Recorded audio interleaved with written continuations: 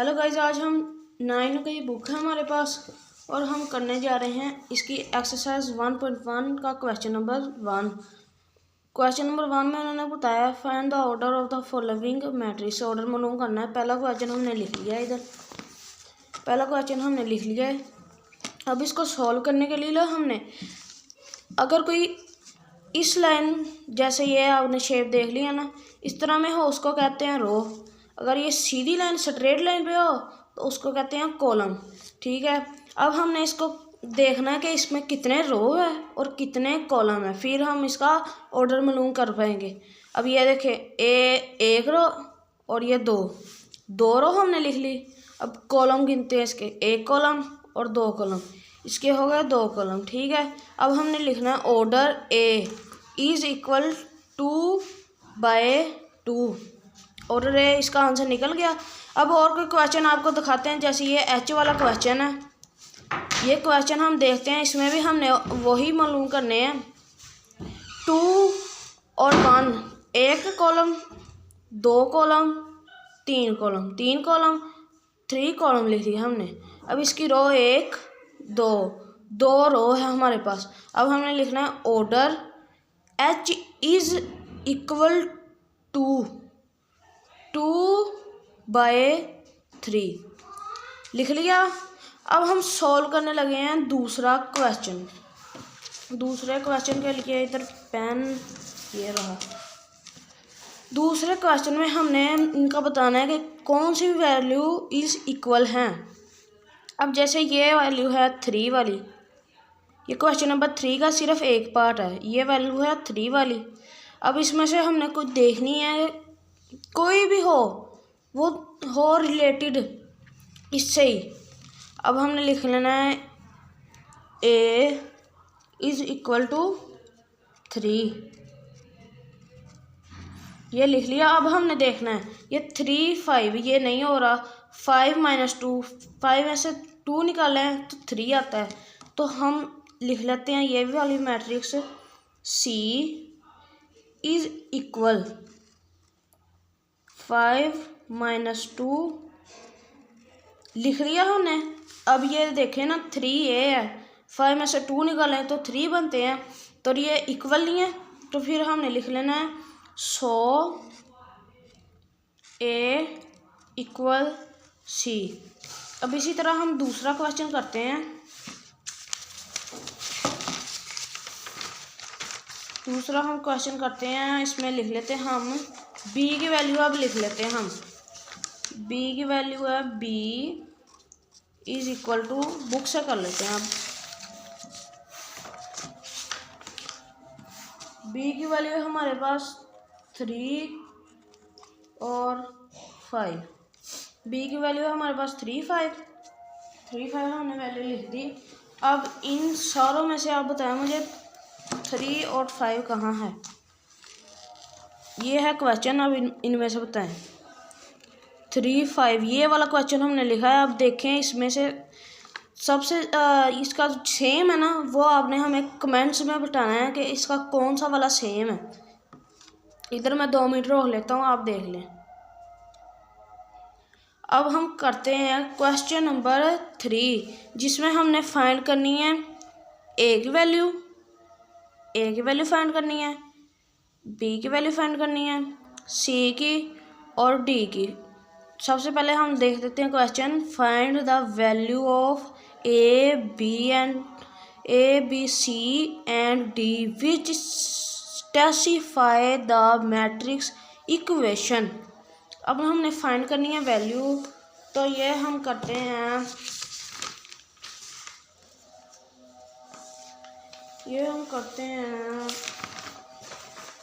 ये देखें, ये क्वेश्चन ऑलरेडी सॉल्व किया हुआ है। ये मैं आपको बता देता हूँ कि ये सॉल्व हमने कैसे किया है।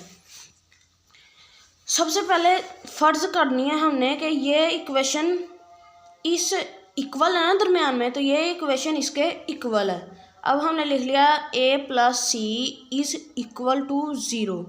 ठीक है, सबसे पहले हमने इसकी वैल्यू निकालनी है। सबसे पहले हमने निकालनी है कि कौन सी वैल्यू निकलती है सारों में से। c - 1 निकलती है, a + c निकलती है, 4d - 6 हम फ़र्ज़ कर लेते हैं ये निकलती है C-1 इज़ इक्वल टू 3। इस वैल्यू में क्योंकि और कोई अल्फ़ाबेट है नहीं तो ये निकल सकती है हमारी वैल्यू। अब हमने C लिख दिया, इधर ये माइनस हो रहा है, उधर जाके ये हो जाएगा प्लस, तो ये प्लस आ गया और फिर 3 और 1 4, फिर ये इसका 4 आ गया ना। फिर बाद में हमने देखना है कौन सा ऐसा और कोई क्वेश्चन है इनमें से कि जिसमें सी आता है, फिर हम उस सी की वैल्यू पुट करेंगे उसकी जगह 4। अब इसमें से सी इसमें आता है ना A+C, फिर हमने लिखना है A+C इज़ इक्वल टू 0, लिख लिया। फिर हमने लिखना है पुटिंग द वैल्यू ऑफ सी की वैल्यू निकाल ली है ना हमने, putting the value C in equation 1, यानी कि इक्वेशन 1 ये एक टाइप से इक्वेशन 1 है, और ये वाली ये 2 की इक्वेशन है, और ये 3 है, और ये 4 है। ये एक बार ही हमने लिख लेना है। फिर हमने लगा देनी है C की जगह 4 लगा देना है क्योंकि 4 निकला है हमारा। फिर A+C is equal to 4, A+C is equal to 0, A+4 is equal to 0। ये 4 इधर प्लस हो रहा है, उधर जाके माइनस हो जाएगा। फिर A इज इक्वल टू -4 आ जाएगा हमारा इसका आंसर। A की वैल्यू भी निकल गई है, C की भी निकल गई है। अब ये इसमें क्वेश्चन में देखना है A और किधर है, और इधर है ना A+2 भी इसकी इक्वल है -7 के, तो ये हमने लिख लिया। फिर हमने लिखना है putting the value of A की वैल्यू निकल गई in equation is equal to 2, equation 2 में करनी है ना। अब हमने लिख लिया सवाल। अब A की वैल्यू थी -4, तो -4 उसकी जगह A की जगह लिख लिया हमने, तो -4 इधर माइनस हो रहा है, ठीक हो गया। उधर जाके हो जाएगा प्लस, तो ये प्लस का 4 आ गया, ठीक है।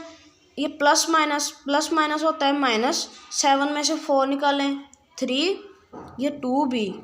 अब इधर 2 इधर मल्टीप्लाई हो रहा है, उधर जाके डिवाइड हो जाएगा, तो इसका आंसर आएगा B is equal to minus है ना उसके साथ -3/2, क्योंकि ये मज़ीद ये कटिंग नहीं हो सकती, इसकी मज़ीद कटिंग नहीं हो सकती।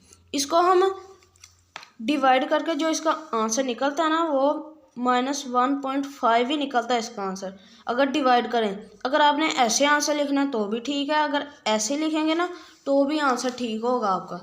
अब रह गई हमारे पास 4 इक्वेशन।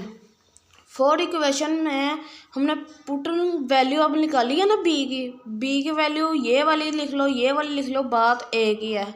मैंने ये वाली लिखी है, आप जो सी मर्जी लिख लो। ये B इधर है, फिर ये इधर चल गया, इधर चल जाएगा, तो ये 6 ये भी हो सकती है वैल्यू, ये पहली हो सकती है। इसका ना कोई क्या नाम है उसका, इसमें कोई वैल्यू पुटिंग नहीं भी कर सकते, इन दोनों में वैल्यू नहीं पुट करनी, बस इन दोनों में वैल्यू पुट होंगी, ठीक है। अब ये एंड वाली इक्वेशन है 4 - 2D इज इक्वल टू 6, ठीक है। इधर ये माइनस हो रहा है, ये दोनों प्लस माइनस क्या होता है माइनस, कटिंग होगी, 4 में से 2 निकालें 2 आ गया। फिर ये D इधर ये हो रहा है मल्टीप्लाई, उधर जाके हो जाएगा divide. D is equal to 6 ऊपर आना है, 2 नीचे आना है, 2 1 2 और 2 3 6, D is equal to 3 answer हमारे पास आ गया। हमारे पास A की वैल्यू भी निकल गई, B की भी निकल गई, C की भी निकल गई, D की। अब हमने जब सारी वैल्यू हमारी निकल जानी, एंड में हमने लिखना है so the value of A, B, C and D respectively -4, और ये सारी हमने उनकी रकमें लिख देनी है, और यही है हमारे सारों का आंसर। हमारी वीडियो आपने लाइक करनी है, सब्सक्राइब करनी है और शेयर करनी है। अल्लाह हाफिज़।